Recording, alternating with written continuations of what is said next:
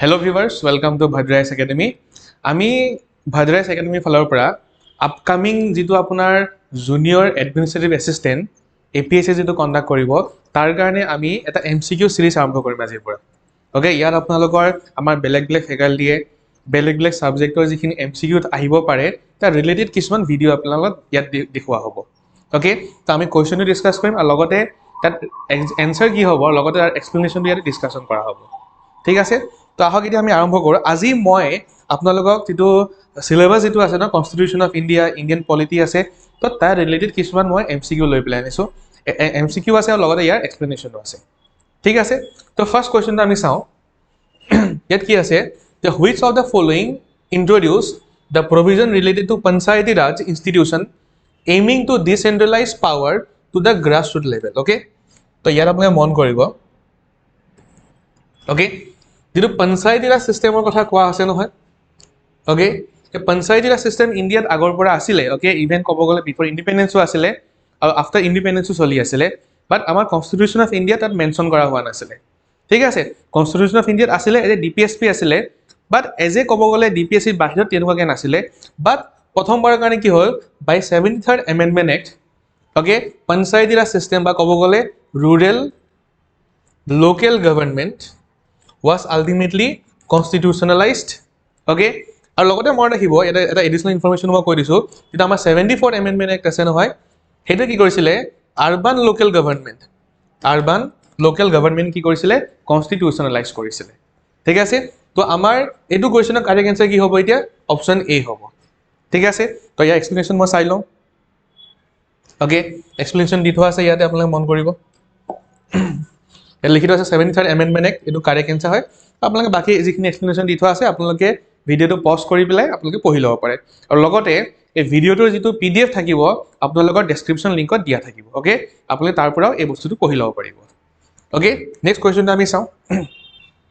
next question চাওঁ আপোনালোকে কি কোৱা আছে আৰ্টিকল ডেছ provides that any law that is inconsistent with or in derogation of fundamental rights shall be null and void যদি মই চাবলৈ যাওঁ ইয়াত কারেক্ট आंसर কোনটো হ'ব আমাৰ আৰ্টিকল 13 ওকে কাৰেক্ট आंसर কি হ'ব অপচন এ ওকে তো article 13 provides that any law that is inconsistent with or in derogation of fundamental rights shall be null and void simple কি কোৱা আছে আৰ্টিকল 13 যে যদি কোনবাটা লয় যদি আমাৰ ফান্ডামেন্টাল ৰাইটছক ভায়োলেশন কৰে তো সেই লটো কি হ'ব এতিয়া নাল এন্ড ভয়েড হৈ যাব ওকে এটো কোড কোৱা আছে আৰ্টিকল 13 ত কোৱা আছে ওকে এই এক্সপ্লেনেশ্যন ইয়াত দি থোৱা আছে ওকে আমি থাৰ্ড কোৱেশ্চনটো চাওঁ ইয়াত কোৱা আছে যে which constitutional amendment act added the 9th schedule and article 31B to the constitution of India এটো হ'ব আপোনাৰ first constitutional amendment act okay মন কৰিব যেটো 9th schedule আছিল নহয় কিন্তু কেনেকুৱা হয় যে ইন্ডিয়াত কিছুমান ল বনোৱা হৈছিল যিবিলাক লৰ পৰা আমাৰ কি হৈছিল ফান্ডামেন্টাল ৰাইট ভায়োলেশন হৈছিল তো আমি অলপত গম পালো নহয় যে আৰ্টিকল 13 কি কৈছে যে যদি ল এটাই যদি কেনেবাকে ফান্ডামেন্টাল ৰাইট ভায়োলেশন কৰে এই লটো কি কৰিব লাগে নাল এন্ড ভয়েড ডিক্লেয়াৰ কৰি দিব লাগে তো এটা চোৱা কিছুমান ইন্ডিয়াত ভাল ল বনোৱা হৈছিল বেসিক্যালি ক'ব গলে কিছুমান প্ৰপাৰ্টি ৰিলেটেড কিছুমান ল বনোৱা হৈছিল ওকে তো সেই ল বিলাক প্ৰবলেম এটো আছিল যে সেই ল বিলাকে ফান্ডামেন্টাল ৰাইট ভায়োলেশন কৰিছিল তো হেতু কাৰণে কি কৰা হৈছিল 9th শিডিউল বনোৱা হৈছিল বাই ফাৰ্স্ট এমেন্ডমেন্ট এক্ট আৰু এই 9th শিডিউলৰ আন্ডাৰত যিখিনি ল থাকিব সেই ল বিলাক কি হ'ব জুডিশিয়াল ৰিভিউ পসিবল নহব ওকে তো হেতু ইন্টেনশন লৈ পেলাই আমাৰ ফাৰ্স্ট এমেন্ডমেন্ট এক্ট দি পেলাই 9th শিডিউলটো ইন্ট্ৰোডিউস কৰা হৈছিল ওকে তো এক্সপ্লেনেশ্যন চাই লওক আপোনালোকে লিখি থোৱা আছে পঢ়ি ল'ব পাৰে ওকে তো নেক্সট কোৱেশ্চনটো আমি চাওঁ এতিয়া নেক্সট কোৱেশ্চনটো আছে ৰিগাৰ্ডিং জুডিশিয়াল ৰিভিউ ওকে ইয়াত চাও এটা জুডিশিয়াল ৰিভিউ বুলি কোৱা আছে নহয় আমি চাও what is the meaning of judicial review এটা মন কৰিব আপোনালোকে আমাৰ তিনটা বডি আছে এটা হৈছে লেজিসলেচাৰ এটা হৈছে এক্সিকিউটিভ এটা হৈছে জুডিশিয়াৰি লেজিসলেচাৰ মানে কি হয় যোনে ল বনায় এক্সিকিউটিভ মানে কি হয় যোনে লটো ইমপ্লিমেন্ট কৰে বাট কেতিয়াবা এনেকুৱা হ'ব পাৰে যে ইহতে ল বনাওতে বা ইহতে ল ইমপ্লিমেন্ট কৰোতে মোৰ ৰাইটস ভায়োলেশন হ'ব পাৰে বা ক'ব গলে মই ইনজাস্টিস পাব পাৰো তো এটা চোৱা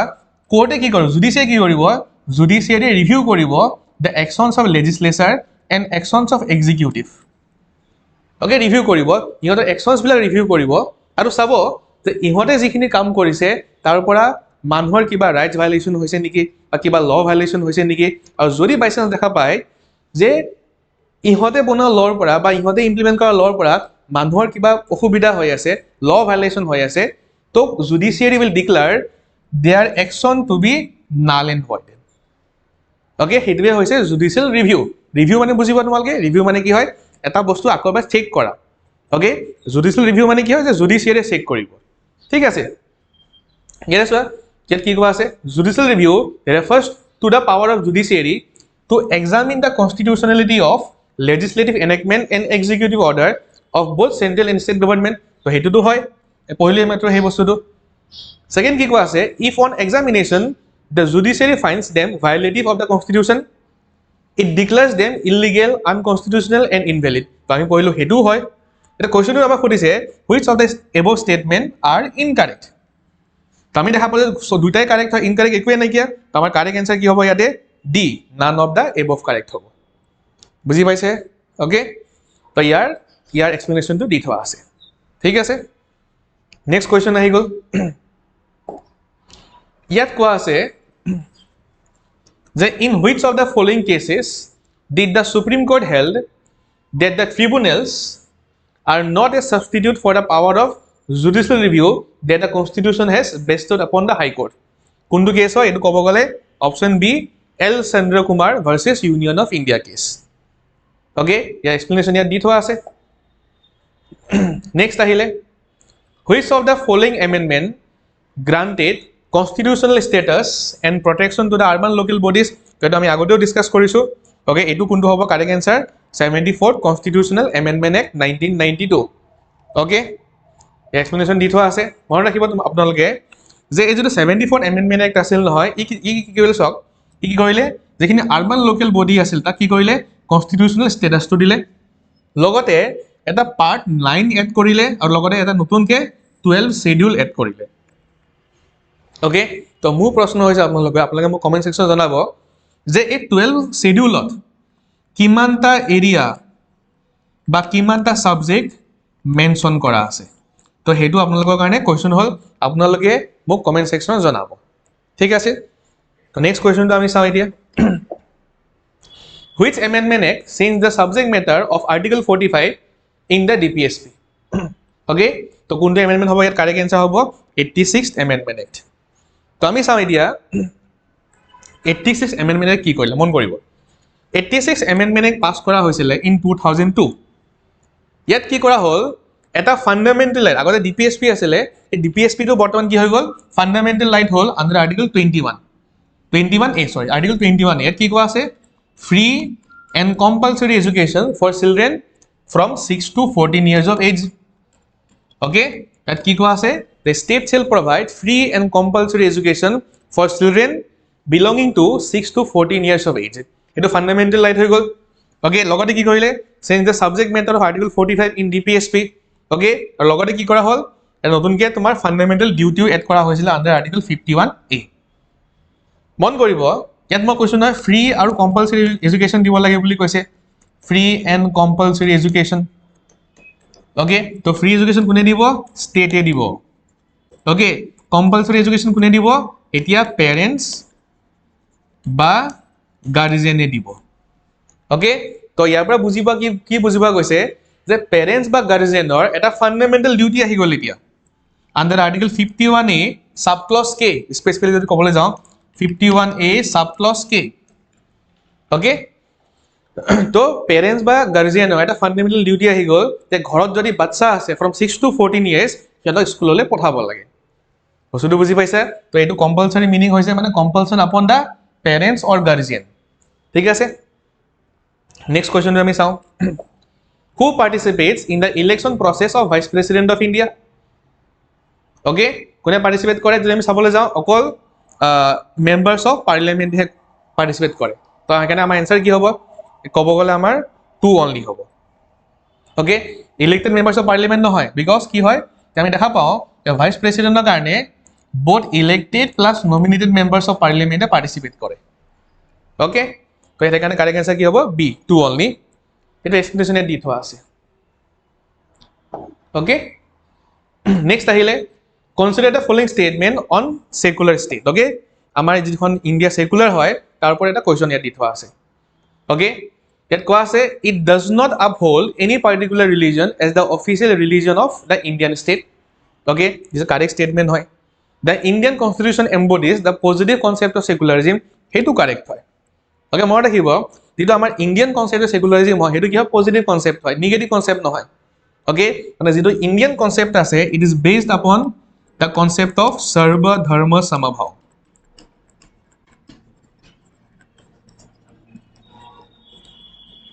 Okay, তো